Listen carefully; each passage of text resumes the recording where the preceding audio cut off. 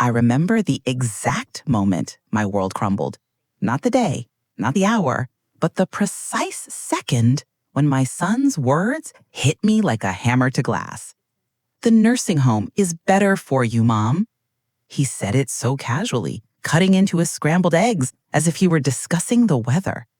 The fork scraped against the plate, a sound that now haunts my dreams. I sat across from him at our old kitchen table, the same table where I'd fed him countless breakfasts, helped him with homework, celebrated his victories. The morning light streamed through the curtains I'd sewn myself, illuminating dust particles that danced in the air like tiny ghosts of our shared past. Better for me. As if abandoning your mother was an act of kindness. My coffee grew cold in my hands. I stared at him, this stranger wearing my son's face, and tried to find the little boy who used to crawl into my bed during thunderstorms. Where was the young man who'd promised to take care of me when I got older? Where was the person I'd sacrificed everything for? "I've already spoken to the facility," he continued, not even looking up. "They have an opening next week. It's really nice, Mom. They have activities, other people your age. You'll make friends." Friends. As if friendship could replace a lifetime of love. As if strangers could fill the void where family should be. The dining room chair beside me, my father's chair, sat empty, just as it had for 3 years since the funeral. I used to keep it pulled out, hoping. Now it felt like a monument to all the empty spaces in my life. Soon, they'd all be empty. I wanted to scream. I wanted to throw that plate against the wall and watch it shatter like my heart was shattering. But I didn't. 73 years of being a lady, a mother, a woman who kept her composure, that training doesn't just disappear. Instead, I nodded. I smiled. I played the part of the grateful, understanding mother. "Of course, dear, whatever you think is best." But inside, something was breaking. Not just my heart. That had been cracking for months as I watched him grow distant, watched him calculate my worth like I was a stock portfolio gone bad. No, what broke was something deeper. My faith in the unbreakable bond between mother and child. My belief that love could never be conditional. The suitcase appeared 3 days later. My suitcase, the same navy blue one I'd used for family vacations, now packed with the remnants of a lifetime. 47 years in this house, reduced to 2 bags and a box of photographs. He'd been efficient, I'll give him that. My wedding china stayed behind. My garden tools stayed behind. The quilt I'd spent 2 years making stayed behind. I was being edited out of my own life. The morning of my departure, I stood in the hallway one last time. The walls were bare now. He'd already taken down my pictures as if my memories were cluttered to be cleared away. My fingers traced the doorframe where I'd marked his height as he grew. Those pencil marks would be painted over soon, I was sure. Evidence of my motherhood erased with a brushstroke. "Ready, Mom?" His voice echoed from the front door, keys jangling with impatience. Ready. As if anyone could be ready to be discarded. I walked through each room one last time, my footsteps echoing in spaces that no longer knew me. The kitchen where I'd baked his birthday cakes. The living room where we'd watched movies together. The bedroom where I'd rocked him to sleep when he was sick. Each step felt like a small death, a piece of my soul left behind. In the car, I pressed my face to the window and watched my house, our house, the house I'd turned into a home, grow smaller in the side mirror. He was talking, something about visiting schedules and how this would be better for both of us. His words became white noise, meaningless sounds that couldn't penetrate the grief wrapping around me like a shroud. The nursing home loomed ahead, a beige building that looked like a waiting room for death. As we pulled into the parking lot, I saw them. Other forgotten souls shuffling along the sidewalks. Other children's inconveniences stored safely out of sight. He helped me with my bags, his movements quick and efficient. He wanted this over with. He wanted to return to his life, the one where I was a problem solved rather than a mother loved. He said, "I'll call you," kissing my forehead like he used to when he left for school. But we both knew the truth. Calls would become texts. Texts would become silence. I was being placed on a shelf like a book he'd finished reading. As I watched his car disappear around the corner, I realized something that would change everything. I was not dead yet, and perhaps, being underestimated would become my greatest advantage. But little did I know, this ending would become my beginning. In that sterile hallway, surrounded by the debris of my old life, something new was about to be born. The smell hit me first, disinfectant mixed with cafeteria food and something else. Resignation, maybe. The kind of scent that clings to places where dreams go to die. Room 247 became my new address, a 10 by 12 square that was supposed to contain a lifetime. "Here we are," chirped the nurse, her voice artificially bright like carnival music. "You'll love it here, Mrs. Henderson. We have bingo on Tuesdays, crafts on Thursdays, and movie nights every weekend." Bingo, crafts, movie nights. As if my existence could be scheduled into neat little blocks of manufactured joy. I sat on the narrow bed and surveyed my new kingdom. Beige walls, beige curtains, beige everything. Even hope seemed to have been drained of color in this place. My suitcase sat in the corner like a faithful dog, waiting to be unpacked. But I couldn't bring myself to open it yet. Opening it would mean accepting this was real. The first night I lay awake listening to the sounds of institutional sleep, the wheeze of oxygen machines, the shuffle of night shift nurses, the occasional cry from someone lost in their own private darkness. I thought about my garden, wondering if he'd remembered to water the roses. Probably not. They were just another inconvenience now. Days blurred into a rhythm I never chose. Wake at 6, breakfast at 7:30, pills at 9, activities at 11, lunch at noon, more pills at 2, dinner at 5, lights out at 9. My life reduced to a schedule posted on the wall, as if I were a child who couldn't remember how to live.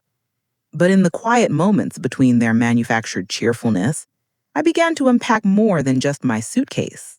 I unpacked my memories, my anger, my growing understanding of what had really happened to me. The photographs came first. Wedding pictures where I looked so young, so trusting. Baby pictures of him, my son, my betrayer, chubby and innocent in my arms. Had I loved him too much? Had I made him weak by always giving, never asking for anything in return? Then came my jewelry box, the one my husband gave me on our 10th anniversary. Inside, tucked beneath my pearl necklace, was the insurance policy, the one with my name still on it, the one my son probably assumed he'd inherit without question. I held that paper in my trembling hands and felt something stir inside me. Not grief this time, but possibility. My red scarf, the one I'd worn to every important occasion, hung in the tiny closet like a flag of surrender. But as I smoothed its silky fabric, I remembered the woman who used to wear it. The woman who'd raised 3 children, buried a husband, survived the Great Recession by sheer force of will. That woman wasn't gone. She was just dormant. The notebook came last. A simple spiral-bound journal I'd bought months ago, intending to write down family recipes. Now, sitting by the small window overlooking the parking lot, I began to write different things. Numbers, dates, names of assets. The address of the house that was still, legally, in my name. "What are you writing, dear?" asked Nurse Patricia, her smile as fake as the flowers in the lobby. "Just memories," I lied smoothly, "for my grandchildren." But I wasn't writing memories. I was writing a blueprint. Mrs. Kowalski in the next room became my unexpected confidant. 86 years old, with eyes like steel and a mind sharper than her son's lawyer had counted on. She'd been fighting her own battles, quietly, methodically. Over afternoon tea that tasted like dishwater, we shared our stories. "They think we're finished," she whispered, her gnarled hands steady around her cup. "They see wrinkles and assume weakness. They see gray hair and think empty minds." She was right. My son had looked at me and seen only burden, only expense, only inconvenience. He'd forgotten that I had built a life from nothing, that I had stretched dollars like taffy during the lean years, that I had negotiated with bank managers and insurance adjusters and tax collectors for decades. He'd forgotten that I was still me. The visits grew fewer and more awkward. He'd sit in the plastic chair beside my bed, checking his phone, making small talk about weather and work, never asking how I felt, never noticing the notebooks I kept, the phone calls I was making during his absences. "You look good, Mom," he'd say, as if my appearance was all that mattered, as if I were a pet he'd boarded, not a woman who had given him life. I'd smile and nod, playing the grateful mother, the manageable elder, but inside I was calculating. The house deed was still in my name, had been since his father's death. The bank accounts, I'd never signed over. The investments I'd made with my own inheritance from my parents, kept separate all these years out of old-fashioned prudence. He'd been so confident in his control that he'd never bothered to actually secure it legally. "That's good, dear," I'd say, when he mentioned his plans for our house, for my future. Let him plan. Let him assume. Let him build his dreams on sand while I quietly moved the beach. I thought this was rock bottom, but I was wrong. Sometimes you have to fall completely before you remember that you were born knowing how to rise. The transformation began with a phone call I wasn't supposed to make. I waited until 3 a.m. when the night shift was distracted and the hallways were empty except for the ghosts of abandoned dreams. My fingers trembled as I dialed the number I'd memorized. Robert Chen, the estate attorney who'd helped me navigate my husband's will 3 years ago. "Mrs. Henderson?" His voice was groggy but concerned. "Is everything all right?" Everything was far from all right, but for the first time in months, I had hope that it could be. "Robert, I need your help," I whispered into the phone, my words barely audible above the hum of the fluorescent lights. Within a week, Robert was sitting across from me in the nursing home's visiting room, his briefcase like a weapon of quiet revolution between us. To anyone watching, we were just an old woman and her lawyer discussing routine paperwork. They had no idea we were plotting a resurrection. "The house is still solely in your name," he confirmed, sliding documents across the table with the discretion of a spy. "Your son has no legal claim to it whatsoever. The same goes for your personal accounts, your investments, your insurance policies." I felt something uncurl in my chest, something that had been wound tight since that morning at the breakfast table. Power, agency, choice. All the things I thought I'd lost when I walked through these beige doors. "What are my options?" I asked, though I already knew. I'd spent weeks researching, using the nursing home's ancient computer during their pathetic digital literacy classes. Mrs. Kowalski was my lookout, creating distractions while I dove deep into property law and estate planning. Robert outlined the possibilities with the thoroughness of a surgeon. I could establish a trust, making myself the primary beneficiary. I could change the will I'd written years ago in a moment of maternal generosity. I could transfer assets, create legal barriers, build fortresses around everything I'd worked for. But more than that, much more than that, I could take back the narrative of my own life. "There's something else," I said, pulling out the notebook I'd been filling for weeks, page after page of careful observations, documented conversations, recorded dates and times. "I want to understand my options regarding elder abuse." His eyebrows rose. "Mrs. Henderson, has someone hurt you physically?" "Not physically, no." I chose my words carefully, like a pianist selecting notes for a symphony of justice. "But abandonment without consent, emotional manipulation, financial presumption, these are forms of harm, aren't they?" His expression shifted from professional interest to something deeper, maybe even admiration. "They absolutely are, and there are legal remedies for each." We spent the next hour building what I came to think of as my insurance policy. Not the financial kind, although that was part of it, but insurance against ever being powerless again.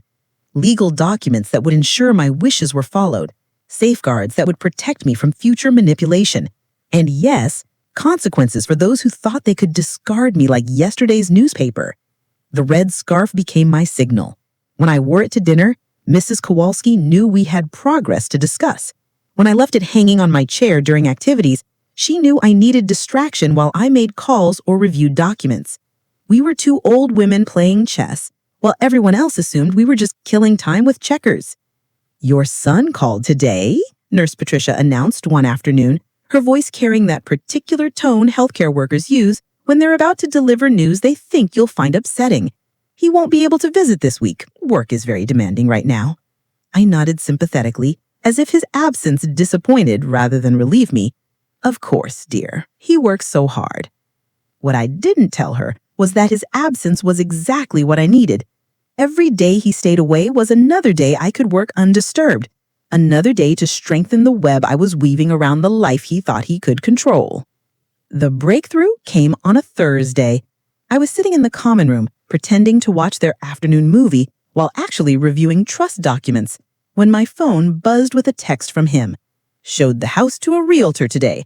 Market looks good. We'll discuss options when I visit next week." Options? As if my home was his to auction. As if my life's work was his commodity to trade.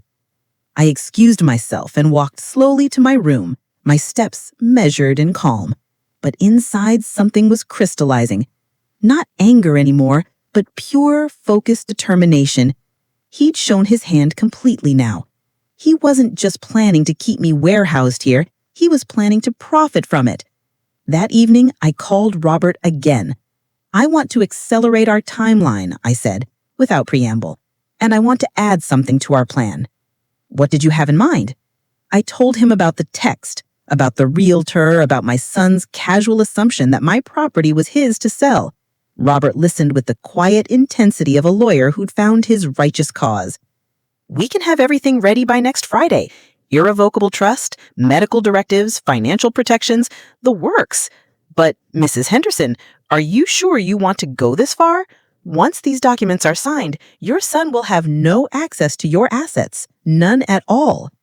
I thought about the breakfast table, about being packed into boxes, about being placed on a shelf like a book he'd finished reading, about him walking through my house with strangers, pricing my memories. "Robert," I said, my voice steady as granite, "I've never been more sure of anything in my life." The signing ceremony took place in the nursing home's conference room, witnessed by Robert's assistant and Mrs. Kowalski, who dressed for the occasion in her finest purple dress. As I put my signature on each document, I felt pieces of myself clicking back into place, pieces I'd lost somewhere between "the nursing home is better for you" and watching my house disappear in the rearview mirror. The final document was a letter. Not a legal requirement, but my personal touch, a message to be delivered with the trust papers when the time was right. I wrote it in my careful cursive, the penmanship I'd learned in 3rd grade and perfected over 73 years of signing birthday cards and love notes and Christmas lists. "My dear son," it began, "by the time you read this, you will have learned that assumptions can be dangerous things." But I wasn't done yet. In fact, I was just getting started. If he wanted to play games with my life, it was time he learned that I'd been playing this game longer than he'd been breathing. The call came on a Tuesday, exactly as I'd planned. "Mom?" His voice carried that particular strain I remembered from his childhood, the tone he'd use when he'd broken something and was hoping I wouldn't notice. "I tried to set up the meeting with the realtor for this afternoon, but there's some kind of problem with the paperwork." I shifted the phone to my other ear, settling deeper into the plastic chair by my window. Outside, October leaves were falling like golden confetti, celebrating secrets he didn't know I held. "Oh," I kept my voice light, concerned in that motherly way he expected. "What kind of problem, dear?" "The title company says there are some complications. Something about the deed being in a trust now, Mom? Did you sign anything recently? Any papers you might not have understood?" Understood. As if 73 years of managing households and budgets and property taxes had left me incapable of comprehension. "I don't think so, sweetheart. I lied with the smooth grace of someone who'd had weeks to practice. You know how these legal things get complicated. Maybe you should speak to a lawyer. I am speaking to a lawyer, Mom. That's the problem. He says. There's a long pause, and I could picture him running his hand through his hair the way he did when reality refused to match his expectations. He says the house isn't available for sale, that it's protected under some kind of irrevocable trust with you as the sole beneficiary. How strange, I murmured, watching a squirrel gather acorns outside my window, preparing for winter, just like I'd been doing. Things like this don't just happen, Mom. Someone had to create this trust. Someone had to sign papers. Someone had to... He trailed off, and I could hear the moment when the possibility occurred to him. The moment when his assumption about my helplessness began to crack. I'll come see you tomorrow. We need to talk. Of course, dear. I look forward to it. But it wasn't only I looking forward to it. Mrs. Kowalski and I had been preparing for this conversation like generals planning a siege. We knew he'd come. We knew he'd be angry. We knew he'd try to convince me I'd made some terrible mistake that only he could fix. What he didn't know was that I'd spent the past month documenting everything. Every missed call, every canceled visit, every casual mention of his plans for my property. Robert taught me about evidence, about building cases, about the difference between assumptions and legal facts. The next afternoon, he arrived with a different energy than usual. Gone was the distracted son checking his phone and making small talk. This was a man on a mission, a problem solver who'd identified his obstacle and come to remove it. Mom, we need to discuss this trust situation. He didn't even sit down, just paced the small space of my room like a caged animal. I remained in my chair by the window, my hands folded in my lap, the picture of serene confusion. I'm not sure I understand what you mean, dear. The house, Mom. Someone created a trust that puts the house out of reach. Someone convinced you to sign papers that... He stopped, studying my face with the intensity of a detective. You did this. You actually did this on purpose. It wasn't a question. The realization was dawning on him like a sunrise he didn't want to see. Did what, sweetheart? Don't. His voice carried a sharp edge I'd never heard before. Not directed at me, anyway. Don't play dumb. Mom, don't sit there and act like you don't know exactly what you've done.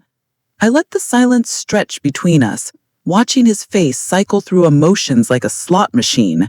Anger, disbelief, calculation, fear. I protected myself, I said finally, my voice calm as still water. I protected what I spent 50 years building. From who? From me? I'm your son, Mom.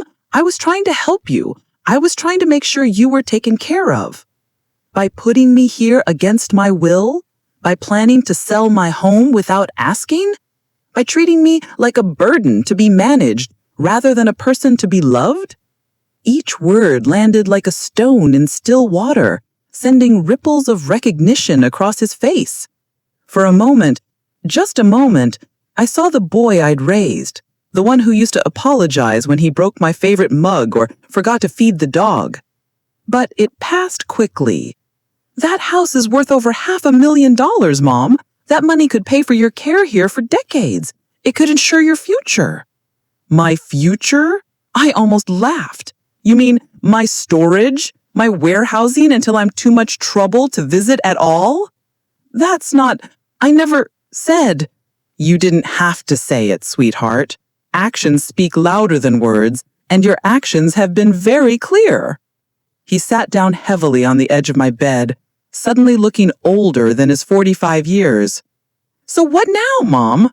You're just going to sit here forever, holding on to a house you can't even live in? Who says I can't live in it? The question hung in the air like smoke. I watched his face reflect the understanding, not just about the trust, but about everything else I might have been planning. The trust doesn't just protect the house, I continued, my voice gentle but implacable. It protects everything. My accounts, my investments, my insurance policies, everything I worked for, everything your father and I built together. It's all protected now. From me? From anyone who thinks my value decreased when my hair turned gray. He was quiet for a long time, staring at his hands. When he finally looked up, his expression was unreadable. What do you want, Mom? Money? An apology? For me to take you home? I considered his questions carefully. What did I want? Justice? Revenge? Love that couldn't be bought or negotiated? I want you to understand something, son. I want you to understand that discarding someone doesn't make them disappear. It just makes them invisible. And invisible people can accomplish remarkable things. He left without saying goodbye, his footsteps echoing down the hallway like a countdown timer. I watched his car pull out of the parking lot, knowing he'd be on the phone with lawyers within the hour, knowing he'd spend the next few days trying to find loopholes, legal challenges, ways to undo what I'd done. Let him try. Robert and I had built this fortress well. But I wasn't content to simply defend my castle. No, it was time to step outside these beige walls and reclaim the throne he had tried to steal from me. The house key felt foreign in my hand after 3 months of absence, like holding hands with a lover you'd thought was lost forever. I'd planned this moment carefully, the taxi ride, the timing, the precise wording of the message I'd left on his voicemail. Meet me at the house at 2 o'clock. We need to settle this properly. Nothing threatening, nothing that would give him time to bring backup or lawyers or anyone else who might complicate what needed to be a conversation between just the two of us. Mother and son, creator and creation. The woman who'd given him everything and the man who'd tried to take it all away. The front door swung open with a familiar creak. The same sound that had welcomed him home from school, from dates, from college visits. Now it welcomed me back to my own life. Inside, nothing had changed, and everything was different. My furniture sat exactly where I'd left it, but it felt like museum pieces now. Artifacts from a life he'd tried to declare over. The dining room table where he delivered his verdict. The kitchen where I'd fed him 10,000 meals. The living room, where we'd watched movies and shared dreams and built the illusion that love was unconditional. I walked through each room slowly, my cane clicking against the hardwood floor as I'd refinished myself 15 years ago. This was mine, all of it.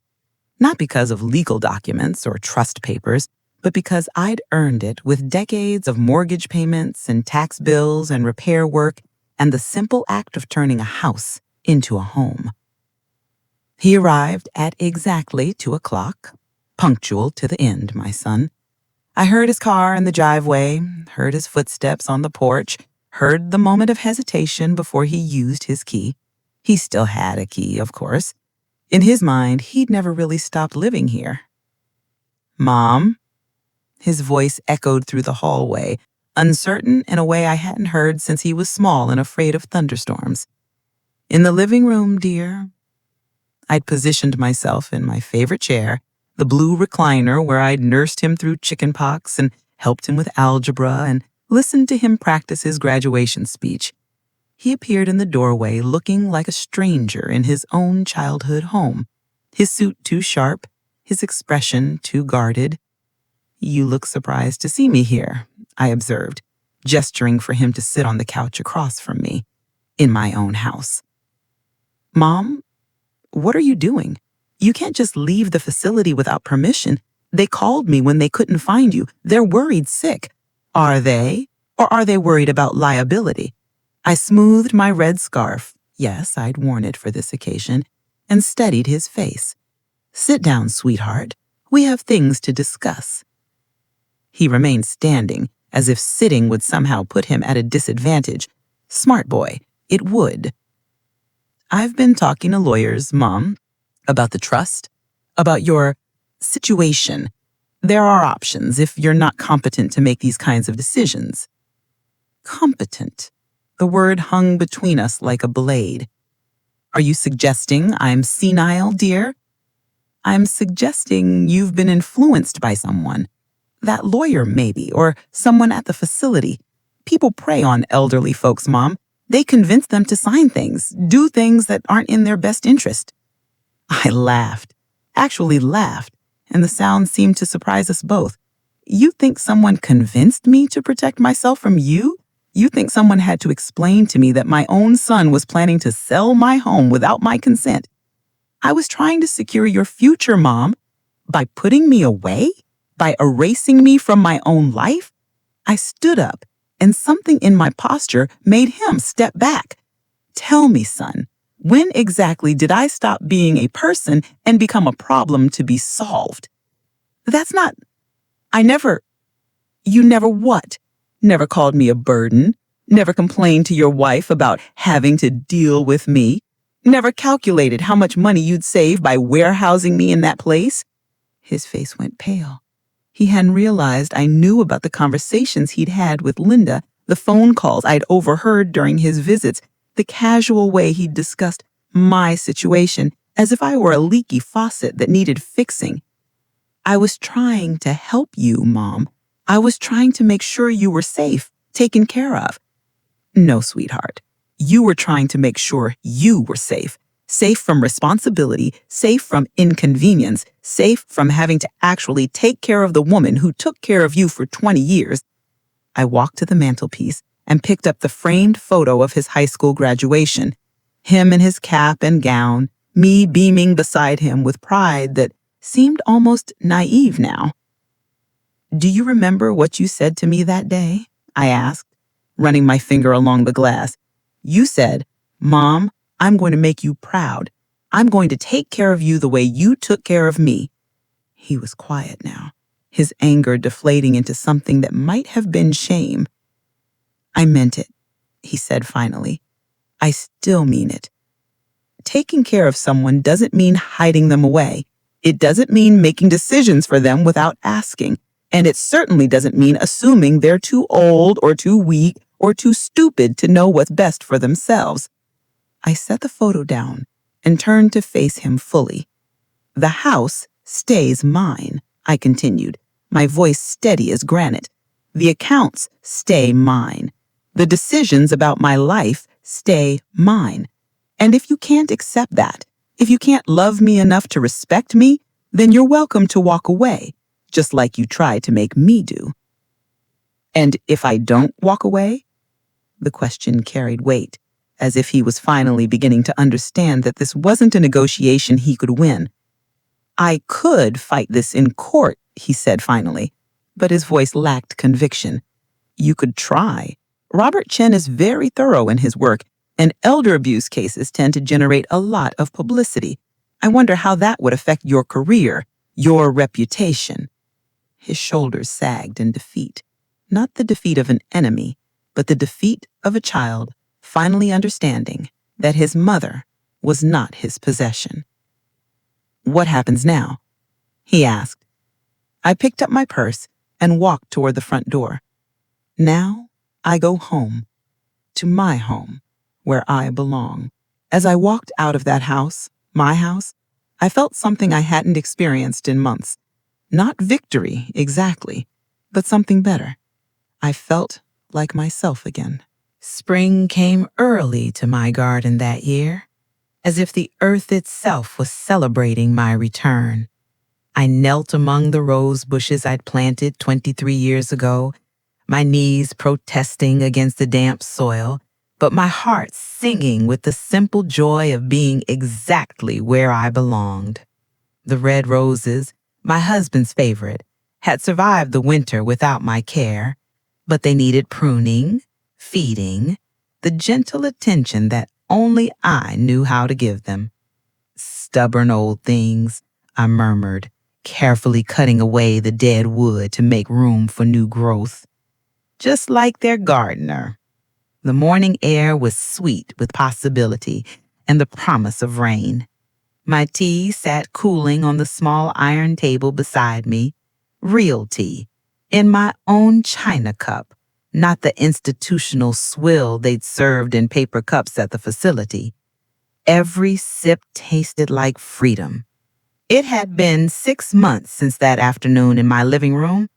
6 months since I'd reclaimed not just my house, but my dignity, my agency, my right to be more than someone else's burden.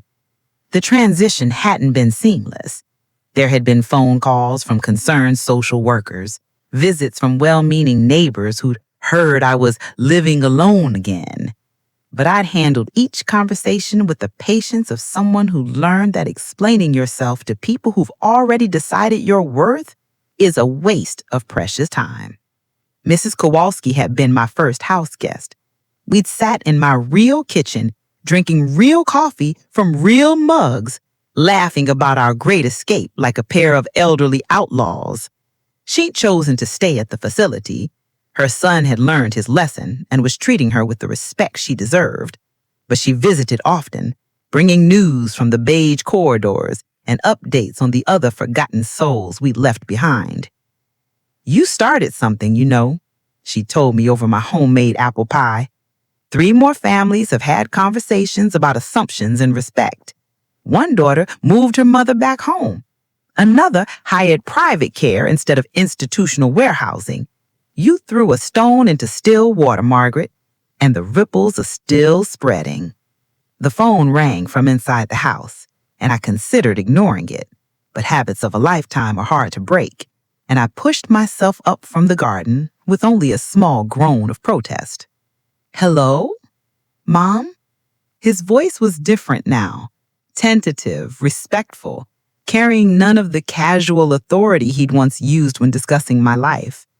We'd spoken twice since the confrontation, brief conversations where he'd asked about my health, my safety, my happiness, questions instead of statements, requests instead of demands. "Hello, sweetheart.